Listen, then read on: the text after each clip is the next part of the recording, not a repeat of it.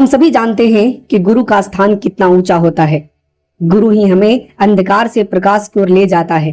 आज मैं आपको ऐसे ही गुरु की कहानी सुनाने जा रहा हूं, जिनकी बदौलत भारत ही नहीं पूरी दुनिया ने भारतीय दर्शन को पहचाना, जिसने भारत के सांस्कृतिक राजदूत बनकर पूरे दुनिया के सामने भारत का नेतृत्व किया।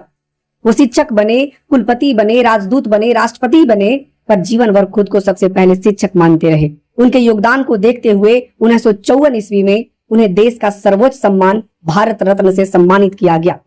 उन्हें नोबेल पुरस्कार के लिए कई बार नामांकित किया गया। वो अपने वेतन का 75% भाग शिक्षा और समाज सेवा के लिए दान कर अपने देश को आगे बढ़ाने का भरकस प्रयास किया। आइए जानते हैं उस महान व्यक्तित्व का जीवन, जिनकी याद में हर साल 5 सितंबर को हम सब शिक्षक दिवस मनाते हैं। यह है शिक्षकों का आदर्श, महान विचारक व राजनेता डॉक्टर सर्वपल्ली राधाकृष्णन। सर्वपल्ली राधाकृष्णन का जन्म 5 सितंबर 1888 ईस्वी को तत्कालीन मद्रास प्रेसिडेंसी के चित्तूर जिले के तिरुतनी गांव में हुआ था, जो अब तमिलनाडु में पड़ता है। एक साधारण मध्यम वर्गीय ब्राह्मण परिवार में जन्मा ये बालक अपने परिवार के संघर्ष और चुनौतियों के बीच रचता बसता गया।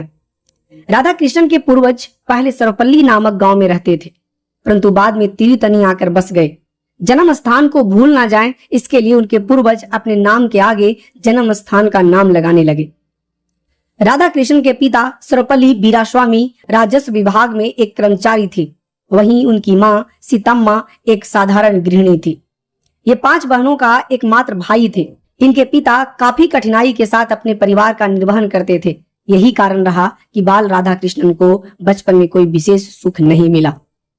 उस समय बाल विवाह का प्रचलन था। खासकर ब्राह्मण परिवारों में यह प्रथा और प्रचलित थी, जिसका अपवाद राधाकृष्णन भी नहीं रह सके।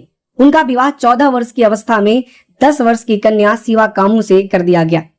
परंतु राधाकृष्णन अपने ज्ञान की भूख को मिटने नहीं दिया, अपने पढ़ाई को पीछे छूटने नहीं दिया। सर्वपल्ली राधाकृष्णन प्रारंभ से ही मेहनती और ज्ञान के प्रति जिज्ञासु थे। उनकी याददाश्त शक्ति बहुत ही प्रबल थी। यही कारण रहा कि वो अपने मेधा के दम पर अपनी अधिकांश पढ़ाई छात्रवृत्ति प्राप्त कर पूरा किया। राधाकृष्णन की प्रारंभिक शिक्षा की शुरुआत तिरुतनी में ही हुई। उनके पिता धार्मिक और पुराने सोच वाले थे। उसके बाद भी आगे की स्कूली शिक्षा के लिए 1896 ईस्वी में उनका नामांकन एक क्रिश्चियन मिशनरी संस्था लुथरन मिशन स्कूल में कराया। हाई स्कूल और +2 की शिक्षा बेलूर से हुई और फिर मद्रास क्रिश्चियन कॉलेज मद्रास से दर्शन शास्त्र में 1907 ईस्वी में BA की डिग्री प्राप्त की और फिर वहीं से MA की। दिलचस्प बात यह है कि राधाकृष्णन जिस दर्शन शास्त्र को पढ़कर पूरे दुनिया का ध्यान अपनी ओर खींचे, उस दर्शन शास्त्र को प्रारंभ से पढ़ने की कोई इच्छा नहीं थी। बात ऐसी है कि 12वीं करने के बाद वो फिजिक्स पढ़ना चाहते थे, पर घर के आर्थिक हालात नई किताबें लाने की ताकत नहीं दे रही थी। उसी कॉलेज से दर्शन शास्त्र से स्नातक करने वाले एक चचेरे भाई अपने पुरानी किताबें दी। जब राधाकृष्णन उसे पढ़े तो अपना मन बदलकर दर्शन शास्त्र का विद्यार्थी बनना तय किए और इस प्रकार हुआ एक दार्शनिक और दर्शन के शिक्षक का जन्म, जो पूरी दुनिया में ख्याति प्राप्त की।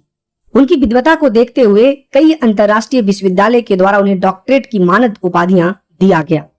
दर्शन शास्त्र से MA करने के बाद 1909 ईस्वी में मद्रास प्रेसिडेंसी कॉलेज में दर्शन शास्त्र विभाग में लेक्चरर नियुक्त हुए और यहीं से शुरू हुआ एक सरल परंतु गहन पढ़ाने वाले शिक्षक की दामदार यात्रा, जिस पर चलते हुए डॉक्टर सर्वपल्ली राधाकृष्णन को अनंत प्यार, सम्मान और उपलब्धि मिली। 1918 ईस्वी में वे मैसूर विश्वविद्यालय के महाराजा कॉलेज में दर्शन शास्त्र के प्रोफेसर बने। वे अपने पढ़ाने के अनोखे तरीकों के कारण जल्द ही विद्यार्थियों में काफी लोकप्रिय हो गए। जब इनका चयन कलकत्ता विश्वविद्यालय में प्रोफेसर पद पर हो गया, तब महाराजा कॉलेज के विद्यार्थियों के चेहरे पर मायूसी छा गई। पर उन लोगों ने अपने सबसे प्रिय शिक्षक का अनोखे तरीका से विदाई देने की योजना बनाई। बात ऐसी है कि जब प्रोफेसर सर्वपल्ली राधाकृष्णन विदाई भाषण के बाद आगे बढ़े तो सामने एक फूलों से सजी पुरानी बग्घी देखी। विद्यार्थियों ने अपने प्रिय सर को उसके पास ले गए और उस पर बैठने के लिए बोले, पर सर चकित थे कि इसमें घोड़ा तो है ही नहीं। जब सर्वपल्ली राधाकृष्णन बग्घी में बैठे तब विद्यार्थियों ने उस बग्घी को अपने से खींचकर शहर के मुख्य मार्ग से होते हुए रेलवे स्टेशन तक छोड़े और एक यादगार और मायूस विदाई दी।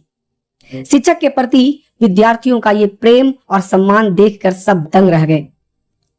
शिक्षक के रूप में उन्होंने कई विश्वविद्यालयों में योगदान दी। आंध्र विश्वविद्यालय, बनारस हिंदू विश्वविद्यालय एवं दिल्ली विश्वविद्यालय के कुलपति रहे। वहीं कई विश्वविद्यालय के प्रोफेसर रहे, जिसमें ऑक्सफोर्ड विश्वविद्यालय का प्रोफेसर रहना सबसे बड़ी उपलब्धि है। डॉक्टर सर्वपल्ली राधाकृष्णन दर्शन के विद्यार्थी रहे और दर्शन के क्षेत्र में अमिट छाप छोड़ी। वो पूर्वी और पश्चिमी विचारों के बीच सेतु बनाने का कार्य किए। उन्होंने अनजान पश्चिमी आलोचना को अपनी चुनौती माना और लगातार हिंदू धर्म का बचाव किया। वे पहले ऐसे भारतीय दार्शनिक थे जिन्होंने भारतीय दर्शन को पश्चिमी दर्शन के साथ तुलना करके दुनिया के सामने ये साबित करते हुए परोसा कि भारतीय दर्शन किसी भी पश्चिमी दार्शनिक प्रणाली से कम नहीं है। उन्होंने भारतीय दार्शनिक परंपरा को आगे बढ़ाते हुए अपनी खुद की दार्शनिक प्रणाली विकसित की, जिसे नव वेदांत कहा जाता है। राधाकृष्णन ने तुलनात्मक दर्शन को एक गंभीर शैक्षणिक विषय के रूप में स्थापित किया। साथ ही ऑक्सफोर्ड विश्वविद्यालय में प्रोफेसर रहते हुए उन्होंने भारतीय और पश्चिमी दर्शन के बीच संवाद स्थापित किया। इस प्रकार वे केवल दार्शनिक नहीं बल्कि भारत के सांस्कृतिक राजदूत भी बन गए। डॉक्टर सर्वपल्ली राधाकृष्णन सीधे तौर पर राजनेता नहीं थे, वे शिक्षक और दार्शनिक थे। वो अपने सरल स्वभाव, नैतिकता और बौद्धिक शक्ति के कारण राजनीति में अपना योगदान दिए। उन्हें संविधान सभा का सदस्य बनाया गया। 1946 से 1949 तक यूनेस्को में भारत का प्रतिनिधित्व किए। वहीं 1949 से 1952 ईस्वी तक सोवियत संघ में भारत के राजदूत बनकर रहे।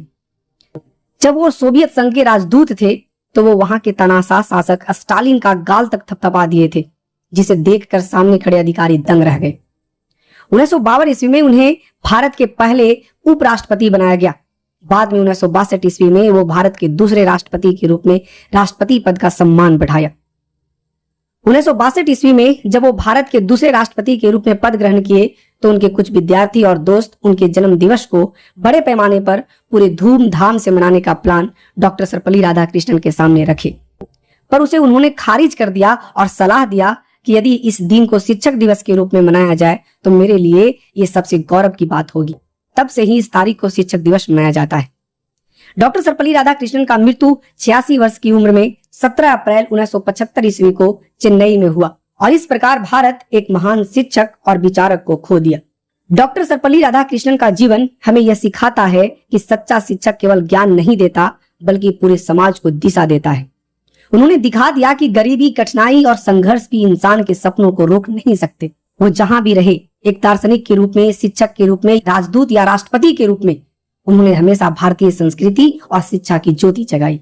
आज जब हम 5 सितंबर को शिक्षक दिवस मनाते हैं तो यह सिर्फ उनका जन्म दिवस नहीं होता बल्कि यह हर उस गुरु को प्रणाम करने का दिन होता है जो हमें अज्ञान के अंधकार से निकालकर ज्ञान के प्रकाश की ओर ले जाता है। दोस्तों, आइए हम सब मिलकर प्रतिज्ञा करें कि शिक्षा को केवल नौकरी का साधन नहीं बल्कि चरित्र निर्माण और समाज निर्माण का आधार माने।